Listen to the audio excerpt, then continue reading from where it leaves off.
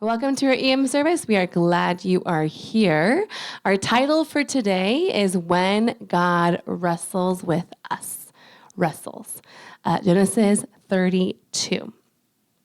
So when you were a child, think back to so Josiah is 7 years old now, right? So when you were 7 years old or 8 years old, what was your greatest dream? Think about it, okay? When you were 7 or 8, or the earliest big dream you had as a kid, what was your dream? Okay? Tell me. What was your dream? No one had dreams as a kid? What was your dream? What did you want to be? Nick wanted to be a dinosaur. Do you want to be T-Rex? Just any dinosaur? You wanted to be a dinosaur. That was your dream. Did you want to be a dinosaur, Chisung? No. Chisung, what do you want to be when you grow up? Okay. He's gone through a few things. It was firefighter, construction worker. I'm not sure now what it is. Okay. What, architect? Okay. What about you, Caitlin? What was your dream growing up as a kid? You didn't have one? Did you want to be a princess? No. A mermaid. A mermaid. Yep. Jalen, what about you? What was your dream? A lawyer? As a kid? You wanted to be a lawyer? Wow. Okay. What about you, Sam? A billionaire. Some things don't change, right? Okay.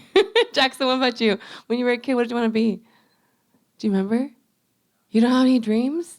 I'm sure you had them. You just forgot them. You're getting too old. When I was 8 years old, I wanted to be an author. I wanted to write books, and I wanted to change the world through my books. So that has still yet to be accomplished in this life. Daniel, what about you? What do you want to be when you grew up? Really? Wow. Okay. Marissa, what about you? What did you want when you grew up? When you were 8 or 9 years old, what was your dream? Caitlin wanted to be a mermaid. Nick wanted to be a dinosaur. So, you know, there's the whole world is your oyster.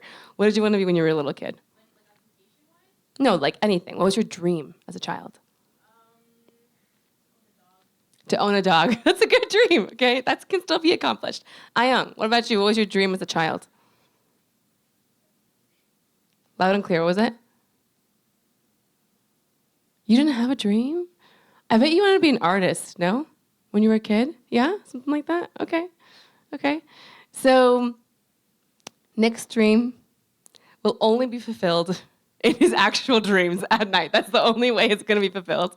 Caitlin, I'm sorry. Mermaids are kind of hard to become too, right? So now that you're older, Caitlin, have your dreams changed? Or do you still want to be a mermaid? Yeah?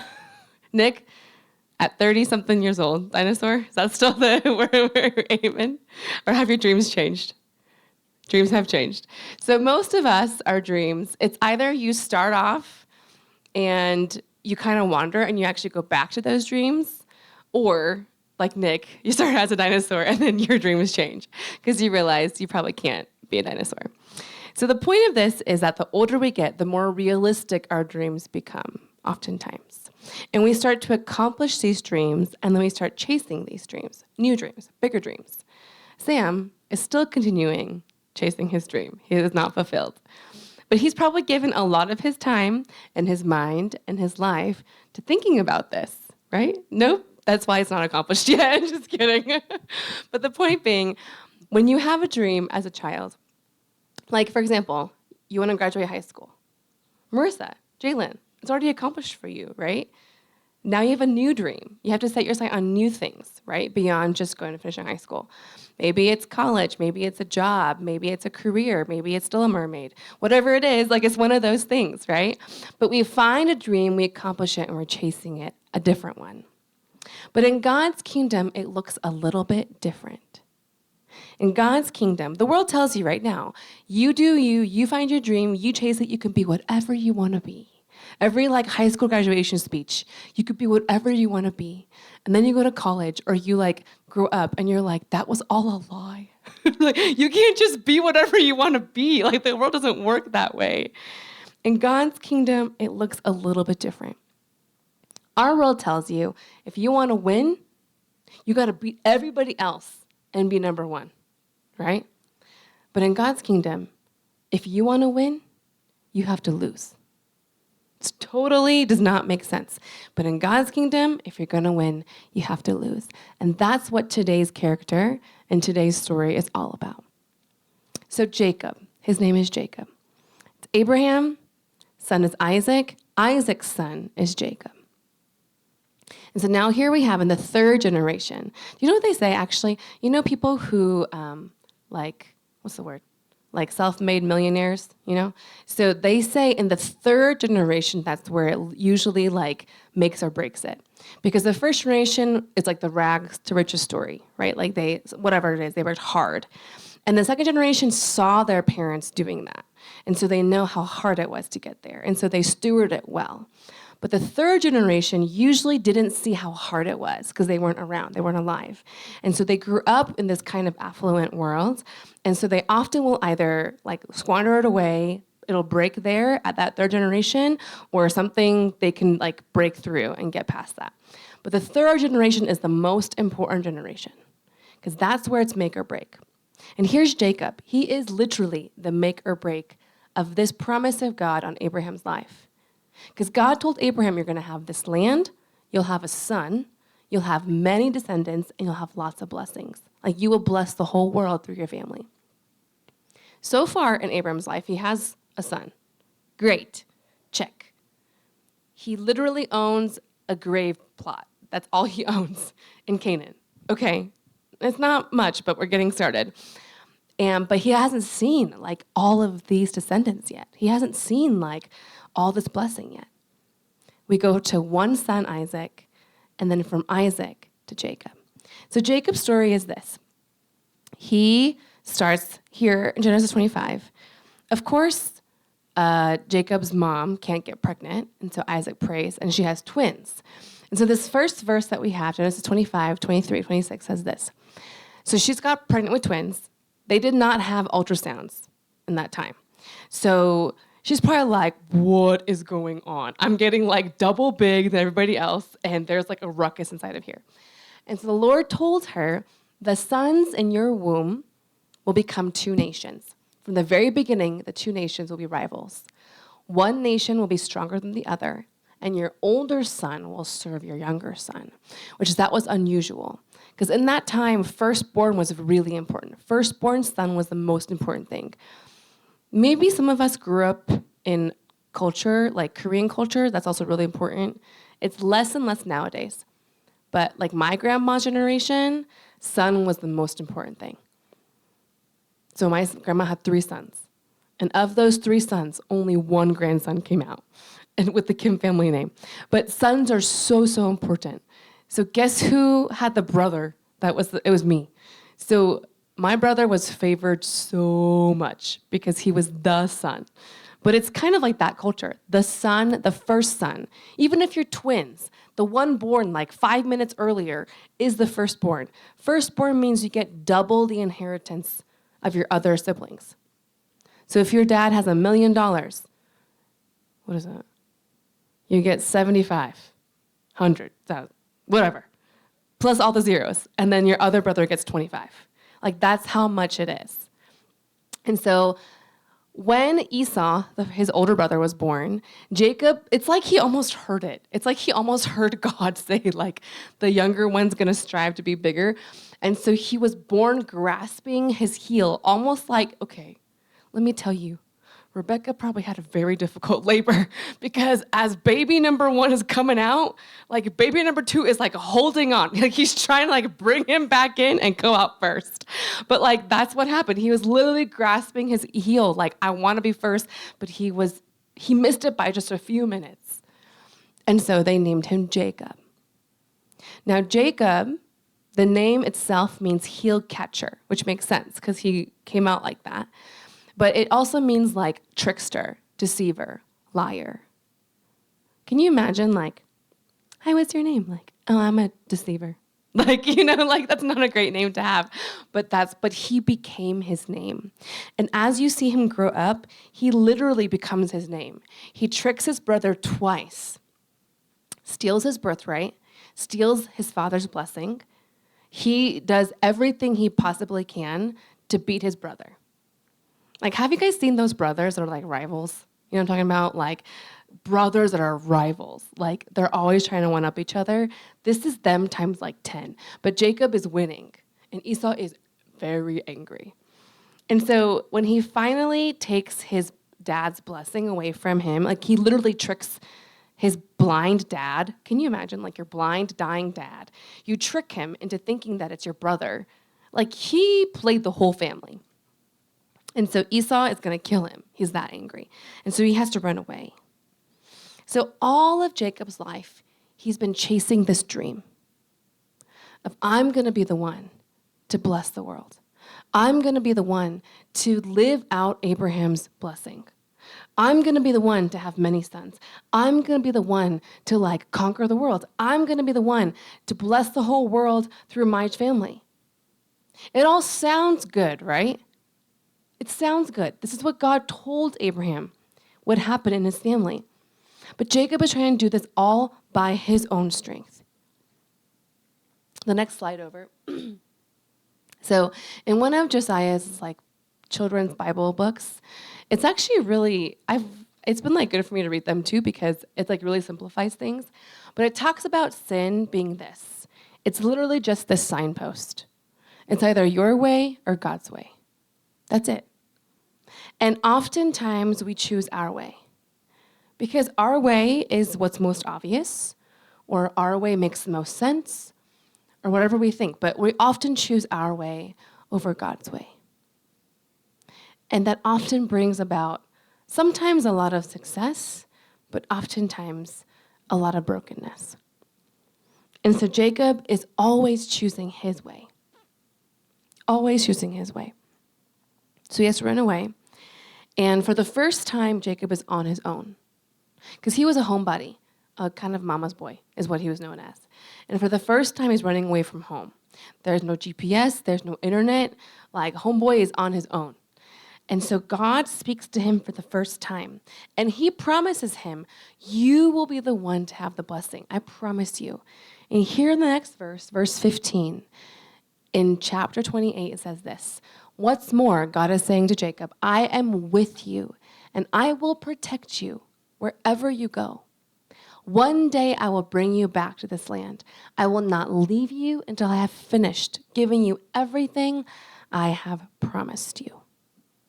What a great promise from God. He's like, I will go with you. I will protect you. I will be with you. I will bring you back. You're going to be fine. It's like you have a millionaire dad giving you his unlimited credit card, saying like, I will protect you. Everything that's mine is yours. Like, you got nothing to worry about. And so Jacob goes and experiences many hardships. Because guess what? As much as he was a trickster, deceiver, and liar, he met his match with his uncle. His uncle's way worse than him.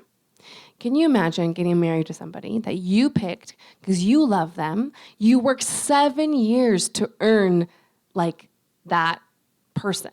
So he had nothing but the clothes on his back when he got to his uncle's house. So he had no money to offer like to marry his daughter. But he loved Rachel because she was the prettier one. And so Laban says, okay, you like her, work for me for 7 years.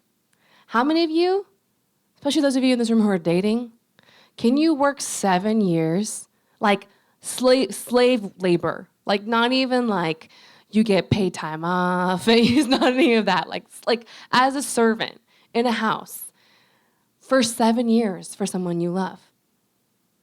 That's a long time, okay?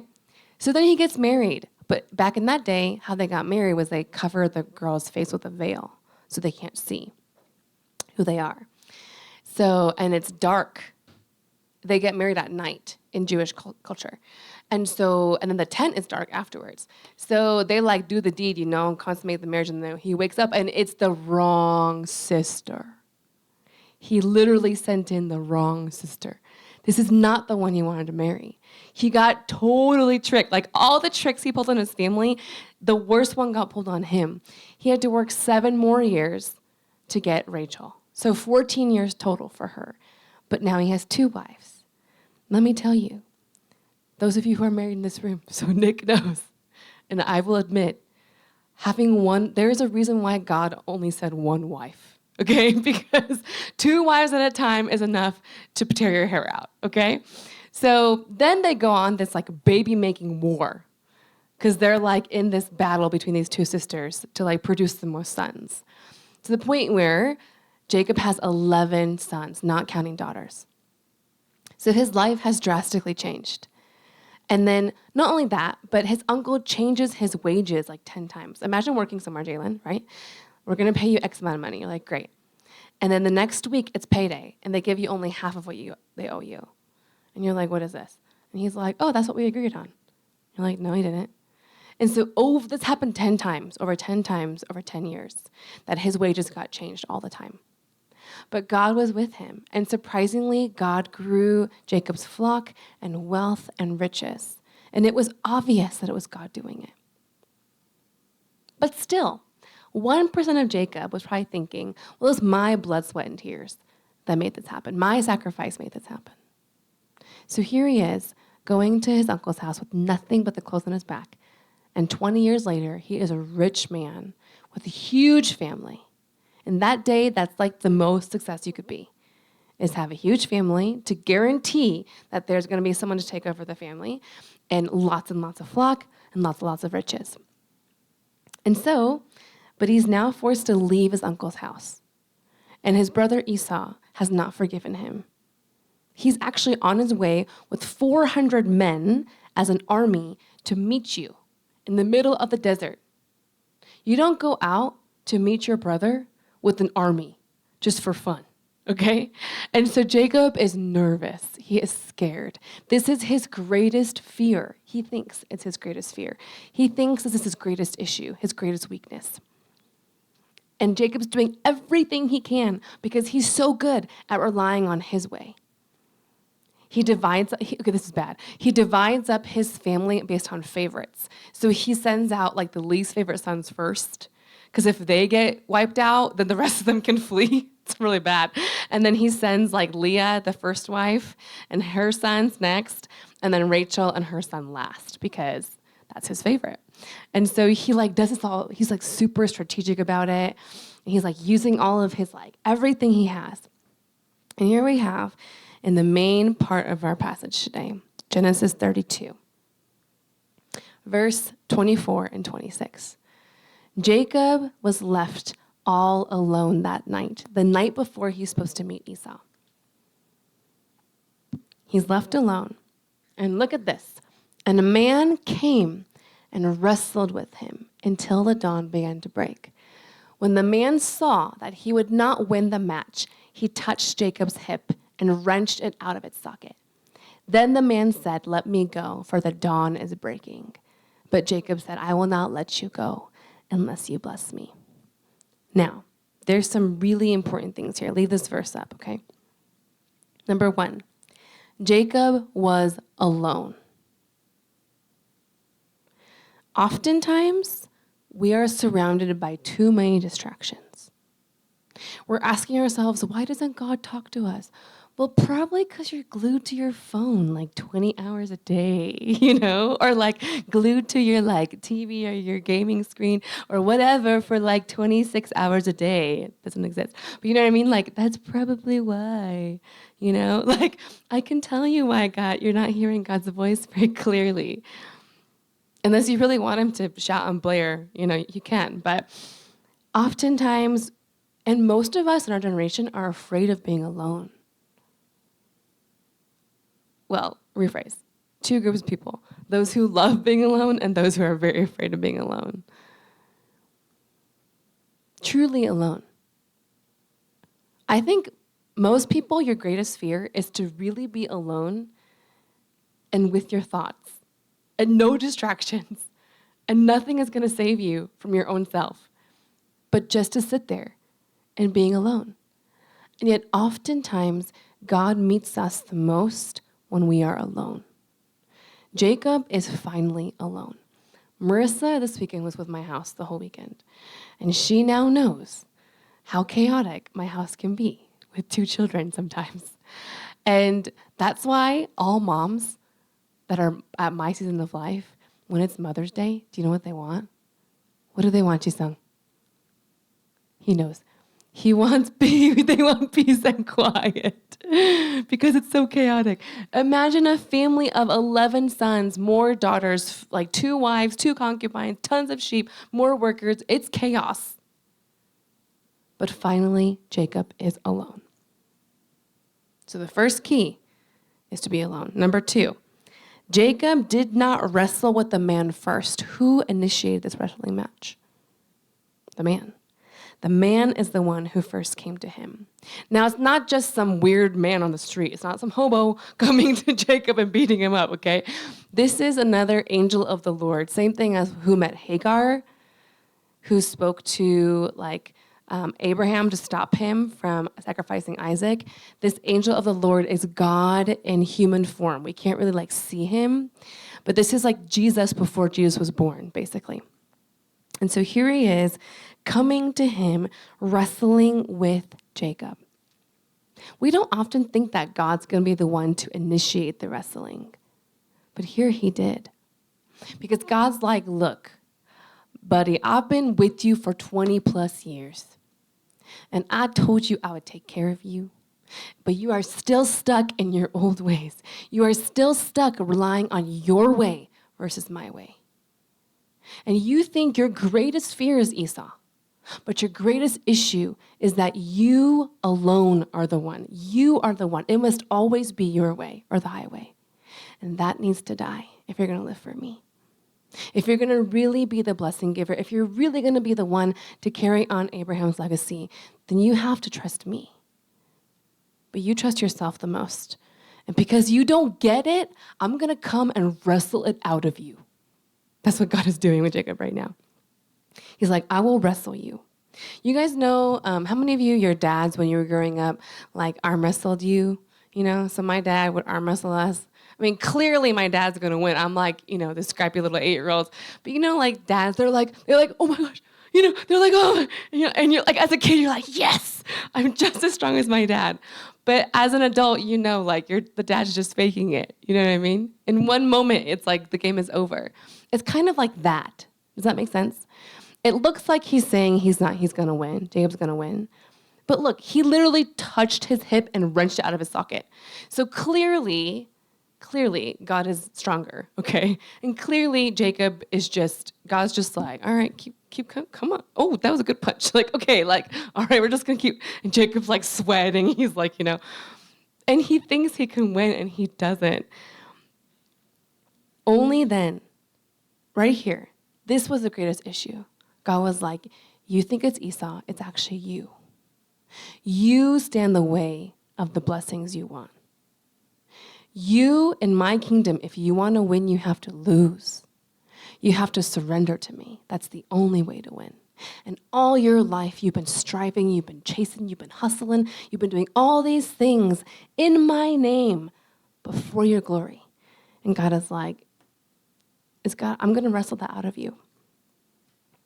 I wonder when Jacob was wrestling if his life flashed before his eyes. He saw himself chasing dream after dream. He left his father's house. He got, everything happened. And yet he realized dream after dream, and yet he's not satisfied. In the next passage, the last passage, verse 27, Jacob says, I want you to bless me. And this is what the man says next. What is your name? Which is not a normal response to, will you bless me? Usually it's yes or no. But he asked him his name, and he replied, Jacob. Your name will no longer be Jacob.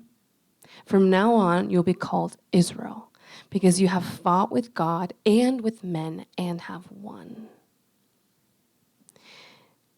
Why did he highlight his name? Because this was Jacob's real issue. Jacob, from the minute he was born, was hustling, chasing, wanting to do life his way. He was most relying on himself. Most relying on, it's my way. It's not God's way, it's my way. It always has to be my way. And God is saying, look, you can't choose your way and expect God's blessings. You can't choose your way and expect God to do all these things for you. I think for a lot of us, that's the issue. is we kind of like 양다리 걸쳐. You know, we're two-timing. We're like kind of cheating on God a little bit. We're like, I like my side girl a little bit too much. So like, I'm going to hang on to her, but I'm going to follow you, God, you know? But like, she real nice on the weekends, you know, or like whatever. Like, whatever our thing is that we're still holding on to. Because we all have something. We all have something that we still say, it's my way. I want to do this my way. But you can't wrestle with God and your life remain unchanged. You can't wrestle with God and your life remain unchanged. Jacob's whole name, identity, his destiny changed in that moment because God met with him. He said, you're no longer Jacob. You're no longer the deceiver. You're no longer the trickster. You're no longer that guy hustling for himself. You're no longer that guy relying just on yourself, self-reliant, self-sufficient, selfish. God's like, you're not that guy anymore. Instead, his name is Israel. Israel means God rules. I want you to close your eyes. And I want you to imagine your heart, okay? Or like the most core part of you. Now imagine there's these steps going up to a throne. Some of you have a lot of steps to get there, but there's a throne in the center of your heart. Now, who is sitting there right now? Who's sitting there on the throne of your heart, of your life? Who is sitting there? Open your eyes. Do you not have to tell anybody? But God is saying, whoever is sitting there, if it's not me, he's like, I'm going to come wrestle with you until you realize that nothing else, you can chase every dream, you can get everything you want, and still you are not satisfied. And still you might want to sit on that throne as the owner and ruler of your life, but God is saying, the only way to follow me is my way. The only way to win is to lose. The only way is that you don't rule, but I rule over your life. And when you live in that kind of surrender, that's when you experience life for the first time. Did Jacob win this wrestling match? Outwardly, no. Jacob actually had that limp from his socket getting wrenched out of his hip for the rest of his life. He had that for the rest of his life. And they walked. They don't got no cars. They walk everywhere, okay? So this man every single day is waking up with the reminder that, oh, okay, like God literally beat me up, okay? Like this is the only man in the Bible in all history who can say like God beat me up like real good. But at the end of the day, we see that God says you won. Why did he win? He won because he lost. He won because he said, okay, it's not me anymore. It's not me on the throne of my heart. It's not my way anymore. It's going to be your way. And for Jacob, it took a wrestling match. For Abraham, it took sacrificing his son. Do you see how for every single person, God had a different kind of test that fit that person best? For Abraham, it was sacrificing Isaac. For Jacob, it was a wrestling match. So not all of you will it be a wrestling match. But for a lot of you, that might actually be it. Because the one thing that stands in the way is you, is yourself. In God's kingdom, if you're going to win, you have to lose. So when you think about this to yourself and your life, there's a couple different ways to think about it. The first is this: what dreams are you chasing after? Because what dreams you're chasing after might be what's sitting on the throne of your heart. What is your greatest fear? And what are you trying to avoid? Who sits on the throne of your heart? Whatever is the answer to those questions, perhaps God wants to wrestle with you a little bit today. Because the only way you can have a genuine relationship with God is to surrender. When it's my way or God's way, it has to be God's way. And we'll say, oh, I'm doing God's way, and we'll always go this way. But God's like, I'll let you do it for like 20 years, but I'm going to come get you one day because I like to wrestle, you know? That's what God is doing. Can we all stand? Can I have the praise team come up? There will come a point in your life where God will wrestle with you, because the greatest blocking of God's blessings might just be you. Might just be us. We're going to sing this song together by popular request, but it's actually really fitting for today's message. Because you know how I said it's my way or God's way? And you might be like, oh, my way is real fine right now, God, peace out. But this song is talking about how God is the one who makes a way. He will make a way for each and every one of us to come and encounter him. Every one of us. Every one of you in this room, every one of you watching right now. God is coming for you in the very best way. He's like a father. Have you guys seen Taken? You know, old-fashioned Liam Neeson's good stuff, right? His daughter's taken, and he will do whatever it takes to get her back. Like commit crimes, like do really bad things. God is not going to commit crime. But the point being, God is chasing after you. He's like, this daughter of mine, this son of mine. I know on that throne of that heart, it ain't me right now, but I am jealous to be the one to sit on that throne. So I will come, I will wrestle, I will chase, I will do everything it takes to win them back. Even when you don't feel God moving, he's working. Even when you don't see God moving, he's working in your life. And so together, let's sing this song to declare that he is the way maker.